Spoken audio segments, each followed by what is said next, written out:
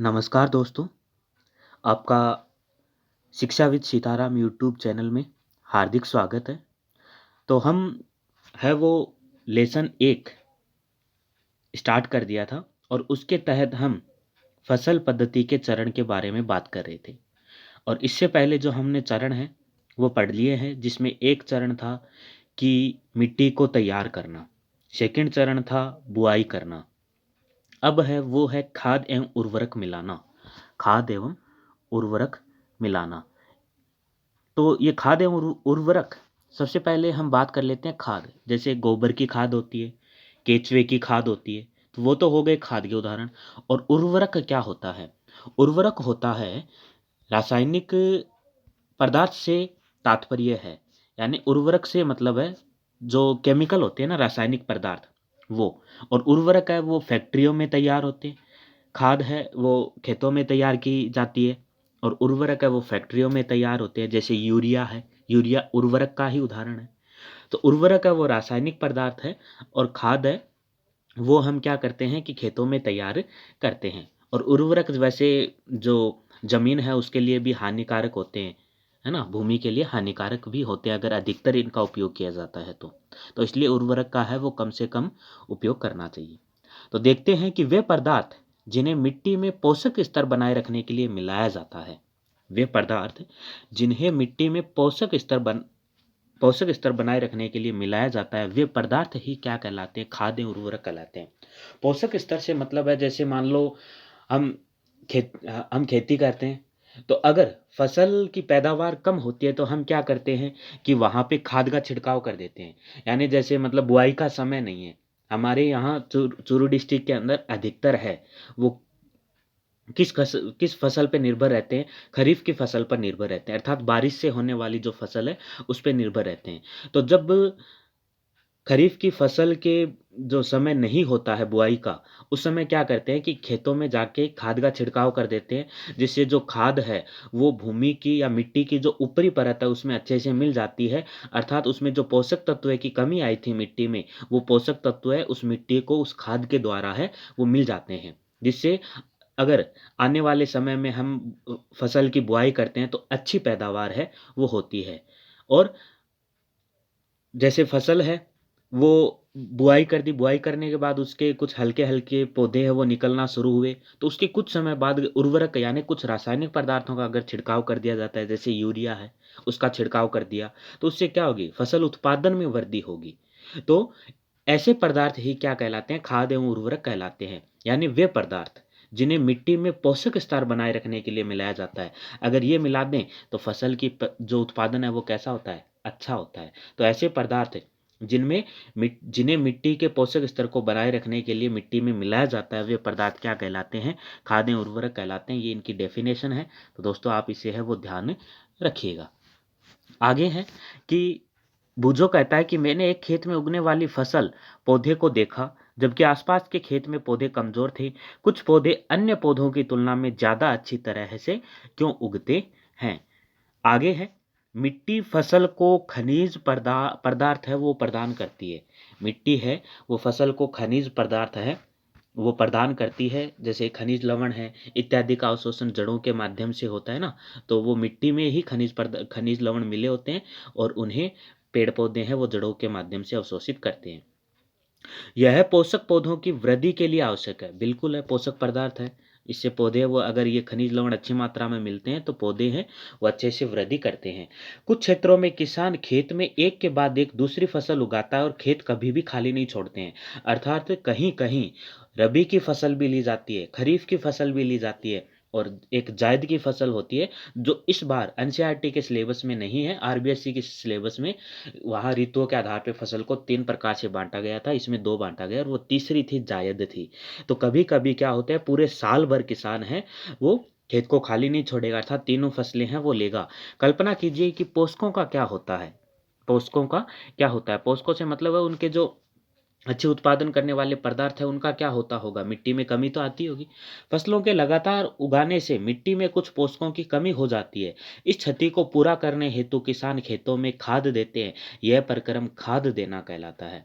यानी खाद देना किसे कहते हैं? तो मिट्टी में यानी फसलों के लगातार उगाने से मिट्टी में पोषकों की कमी आ जाती है और इस कमी को पूरा करने के लिए किसान खेतों में क्या देते हैं? खाद देते हैं और यह प्रक्रम क्या कहलाता है? खाद देना। तो दोस्तों ध्यान रखिएगा, खाद देना किसे कहते हैं? ये इसकी डेफिनेशन है कि फसलों को अगर लगातार उगाते हैं हम खेत के अंदर, तो मिट्टी में पोषकों की कमी आ जाएगी और कमी आ जाती है तो उस कमी को पूरा करने के लिए किसान क्या करता है? उस खेत में खाद डालता है और ये प्रक्रम कहलाता है खाद देना। अपर्याप्त खाद देने से पौधे कमजोर हो जाते हैं। अगर मान लो जितनी आवश्यकता है उतनी हम नहीं दे पाते हैं, तो पौधे क्या होंगे? कमजोर होंगे, उत्पादन है वो उत्पादन में कमी आएगी। जो मतलब पेड़ पौधों के जो पत्ते हैं उन्हें गड्ढे के अंदर डाला तो उन्हें सूक्ष्म जीव क्या करते हैं? उनका अपघटन कर देते हैं। और आप कक्षा 6 में वर्मी कंपोस्टिंग अथवा केंचुए द्वारा खाद तैयार करने के विषय में पढ़ चुके हैं। तो ये थोड़ा-सा आप ध्यान रखिएगा, वर्मी कंपोस्ट क्या है? केंचुए द्वारा निर्मित खाद है वो वर्मी कंपोस्ट कहलाती है और केंचुए को वैसे किसान का मित्र भी कहते हैं। कहने का मतलब है जैसे मान लो हम क्या करते हैं कि चने को पानी में भिगोकर रात को रखते हैं और फिर उसे पानी से निकाल कर सुबह है वो रख देते हैं 1-2 दिन के लिए। तो उस चने से क्या होता है, जैसे मान लो ये चना है, ये इस प्रकार का क्या है? चना है। इस चने से ऐसे सफ़ेद-सफ़ेद है ना, ऐसे निकलते हैं। तो वो चना क्या हो गया? वो चना ही अंकुरित होना कहलाता है। जैसे ये चना है उससे सफ़ेद-सफ़ेद ऐसे धागे से निकलते हैं ना, तो उसे क्या कहते हैं कि चना क्या हो गया? अंकुरित हो गया। तो मूँग अथवा चने के बीज लेकर उन्हें अंकुरित कीजिए। इनमें से एक ही आकार वाले 3 नवोद्भिद, नवोद्भिद का मतलब है नए, जो नए ऐसे बन रहे हैं इस प्रकार से। यानी इस ये मान लो चना है और इससे ये है ना ऐसे धागेनुमा संरचनाएँ निकल रही है, ये नवोद्भिद है। ऐसे छाँट लीजिए। अब 3 ग्लास अथवा ऐसे ही पात्र लीजिए। इन पर ए, बी, सी है वो निशान लगाइए। गिलास ए में थोड़ी-सी मिट्टी लेकर उसमें थोड़ी-सी गोबर की खाद मिलाइए। बी के अंदर समान मात्रा में मिट्टी लेकर थोड़ा-सा यूरिया मिलाइए। गिलास सी में मिट्टी लेकर बिना कुछ मिलाए आपको रखना है। अब इनमें पानी की समान मात्रा डालकर सुरक्षित स्थान पर रख देते हैं और प्रतिदिन पानी देते हैं। 7 से 10 दिनों के बाद इनकी वृद्धि को नोट करिए। यानी इन्होंने क्या किया है कि मान लो ये 3 हैं, वो पात्र ले लिए ऐसे और इसके अंदर है वो अंकुरित चना है वो लगा दिया या अंकुरित मूँग है। जैसे ये 3 पात्र ले लिए। तो और इन पात्रों को जो नाम है वो क्या दे दिया? पात्र ए और पात्र ये मान लो ए है, ये बी है और ये सी है। ये 3 पात्र हैं। इसके अंदर तो मिट्टी डाली, मिट्टी डाल के इसके अंदर गोबर की खाद डाल दी और वो अंकुरित अनाज डाल दिया। इसके अंदर मिट्टी डाल दी, यूरिया डाल दिया और अंकुरित अनाज है उसे लगा दिया और इसके अंदर केवल क्या डाल दी? मिट्टी डाली और नियमित है वो इसके इन तीनों के अंदर पानी दिया गया 7 से 10 दिन। तो फिर वो अच्छी पैदावार है। फिर उसके जो वृद्धि हुई है वो देखी गई कि किसमें अधिक वृद्धि हुई है। तो आगे है जैसे ये महिलाएं हैं, बच्ची है, नहीं ये बच्चियां हैं जो इस प्रयोग की क्या कर रही है? तैयारियां कर रही है और जैसे ये दिखाया गया है ए, बी और सी के अंदर।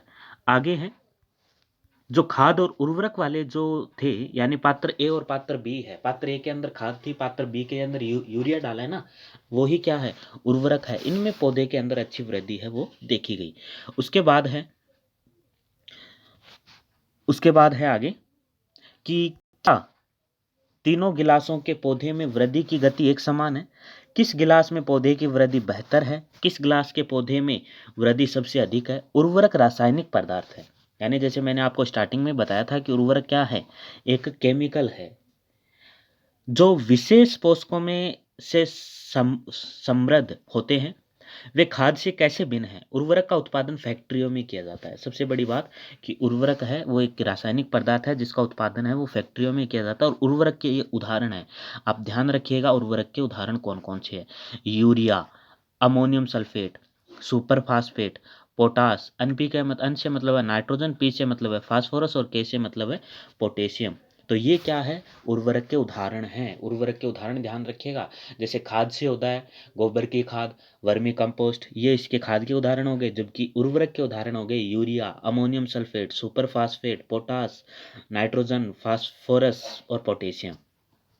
इनके उपयोग से किसानों को गेहूं, धान अथवा मक्का जैसी फसलों की अच्छी उपज प्राप्त करने में सहायता मिली, परंतु उर्वरकों के अत्यधिक प्रयोग से यदि उर्वरकों का ज़्यादा प्रयोग किया जाता है, उर्वरकों के अत्यधिक प्रयोग से या उपयोग से मिट्टी की उर्वरता, उर्वरता से मतलब है उसके उपजाऊपन में, मिट्टी की उर्वरता से मतलब है उसके उपजाऊपन में क्या आ जाती है, यानी यदि हम ज़्यादा उर्वरकों का छिड़काव करते हैं तो उससे मिट्टी के उपजाऊपन में क्या आती है, कमी आती है। यह जल प्रदूषण का भी स्रोत बन जाते हैं। जल प्रदूषण का स्रोत है वो उर्वरक कैसे बन जाते हैं, जैसे मतलब हमने यूरिया का छिड़काव किया, अमोनियम सल्फेट का किया, तो जब बारिश होती है तो वो उर्वरक है वो ऐसे रिस के और भूमि के अंदर स्थित जो पानी है वहां तक है वो पहुंच जाते हैं। इससे क्या हुआ, जल प्रदूषण भी हो गया।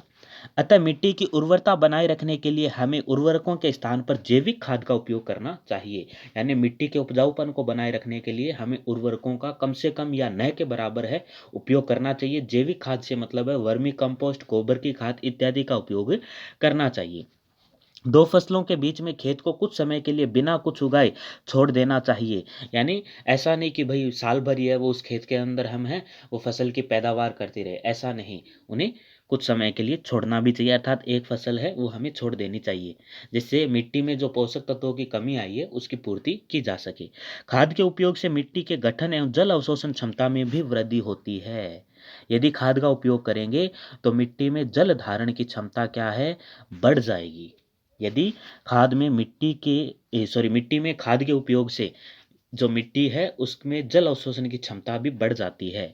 इससे मिट्टी में सभी पोषकों की प्रतिपूर्ति हो जाती है। मिट्टी में पोषकों की प्रतिपूर्ति का अन्य तरीका फसल चक्रण है। यह एक फसल के बाद खेत में दूसरे किस्म की फसल एकांतर क्रम में उगाकर किया जा सकता है। एकांतर क्रम से मतलब है जैसे मान लो एक बार है वो खरीफ की फसल ले ली, रबी की फसल के लिए नहीं ली, यानी खेत को खाली छोड़ दिया, जायद की ले ली, फिर खरीफ की खाली छोड़ दी, फिर रबी की फसल ले ली। तो इस प्रकार से क्या है, एकांतर क्रम में उगाकर किया जा सकता है।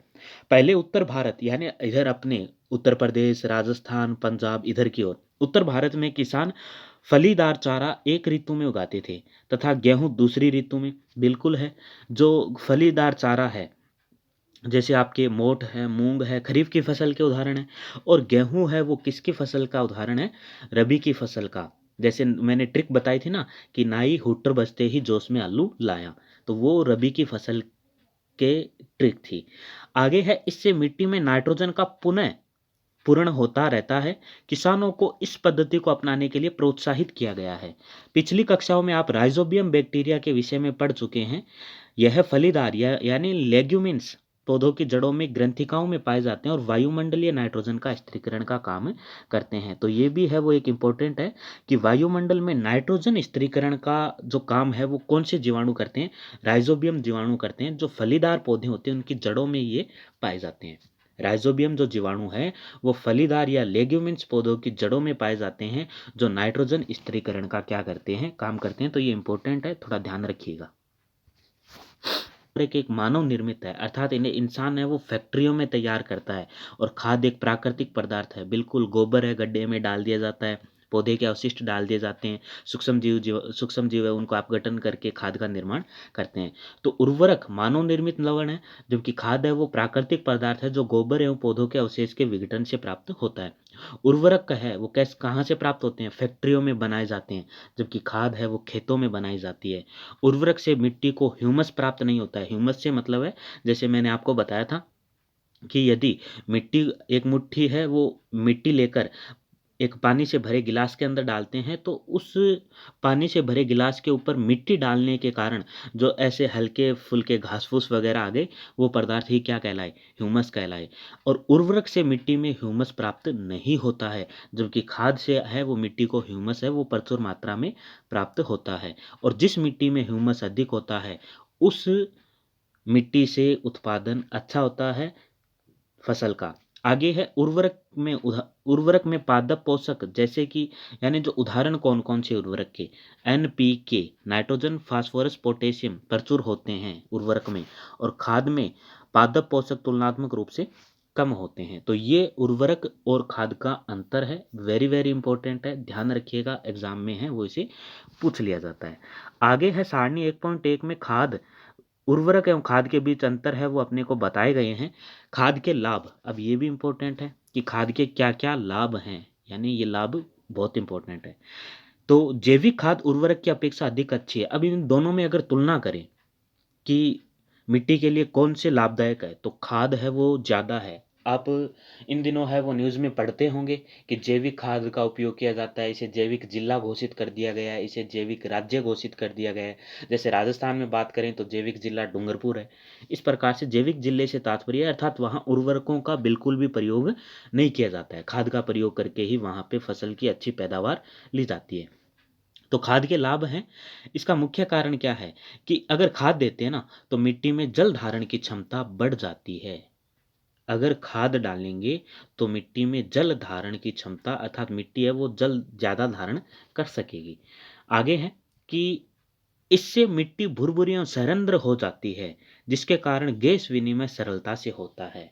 यानी सरंध्र से मतलब है जैसे मिट्टी भुरभुरी हो जाएगी और उसके कणों के बीच में कुछ गैप आ जाता है। गैप आ जाएगा जिससे गैसों का विनिमय आसानी से होगा। इससे मित्र जीवाणुओं की संख्या में वृद्धि हो जाती है। मित्र जीवाणु जैसे केंचुआ है और भी अन्य जीवाणु हैं जो किसान के मित्र हैं, तो उससे अगर खाद डालेंगे तो उनकी क्या होती है, वृद्धि होती है। इस जैविक खाद में मिट्टी का गठन सुधर हो जाता है, यानी गठन है वो अच्छे से हो जाता है। तो ये खाद के लाभ हैं, 4 लाभ हैं, ध्यान रखिएगा, पूछा जा सकता है एग्ज़ाम में खाद के क्या लाभ हैं। तो अपना जो चरण है खाद एवं उर्वरक वो कंप्लीट होता है, जिसमें खाद एवं उर्वरक किसे कहते हैं, यानी मिट्टी के पोषक स्तर को बनाए रखने के लिए उसमें कुछ पदार्थ मिलाए जाते हैं। वो पदार्थ ही क्या कहलाते हैं, खाद एवं उर्वरक कहलाते हैं।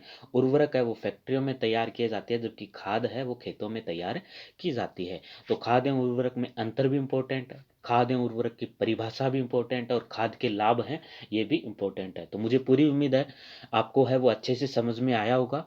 यदि आपका कोई डाउट रहता है तो आप इसे ज़रूर कमेंट बॉक्स में लिखिएगा, मैं इसका आंसर दूंगा। तो इस वीडियो में इतना ही, मिलते हैं नेक्स्ट वीडियो में एक नए टॉपिक के साथ। जय हिंद, जय भारत।